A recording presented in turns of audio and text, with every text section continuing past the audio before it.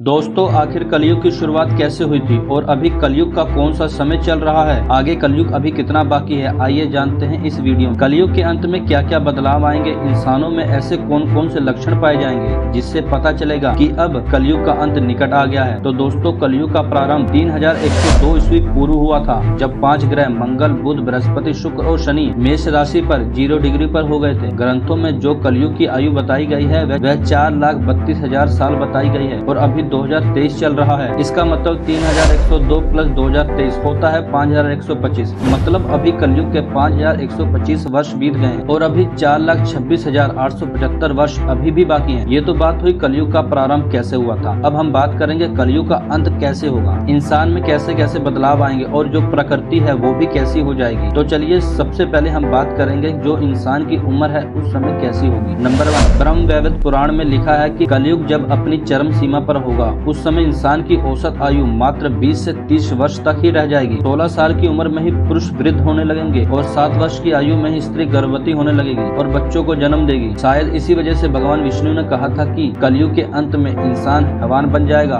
और तब मुझे कल की अवतार लेना ही पड़ेगा। नंबर 2, दोस्तों महाभारत में कलयुग के अंत में प्रलय होने की बात कही गई है, लेकिन यह कोई जल प्रलय या भूकंप नहीं है, बल्कि धरती पर निरंतर बढ़ रही गर्मी से होगा। उस समय सूर्य का तेज इतना ज्यादा हो जाएगा कि उसकी गर्मी से सातों समंदर और नदियों का जल सूख जाएगा। नंबर 3, कैसा होगा मनुष्य का स्वभाव। कहा जाता है कलयुग के अंत में एक भाई दूसरे भाई का शत्रु हो जाएगा और लड़कियां बिल्कुल भी सुरक्षित नहीं रहेंगी, उनके अपने ही रिश्तेदारों में हैवान वास करेंगे। महिलाएं बेहद कठोर और कड़वा बोलने वाली होंगी। दोस्तों, भगवान विष्णु ने स्वयं नारद मुनि को यह बताया था कि कलयुग में ऐसा समय आएगा जब सभी पुरुष स्त्रियों के अधीन होकर कार्य करेंगे। हर घर में पत्नी पतियों पर राज करेगी और पुरुषों का हाल नौकरों की तरह हो जाएगा। और जिस दिन एक बेटे ने अपने बाप पर हाथ उठाया उस दिन समझ लेना कलयुग अपनी चरम सीमा पर होगा। नंबर 4, आखिर मनुष्य का भोजन क्या रह जाएगा। कलयुग के अंत में संसार की ऐसी दशा हो जाएगी कि उस समय न धरती पर अन्न होगा, न पर्याप्त मात्रा में जल होगा। लोग सिर्फ और सिर्फ मांस मछली पर ही निर्भर करेंगे और भेड़ बकरियों का दूध पियेंगे और गाय लगभग दिखना ही बंद हो जाएगी। अगर दिख भी गई तो बिल्कुल बकरी के समान हो जाएगी।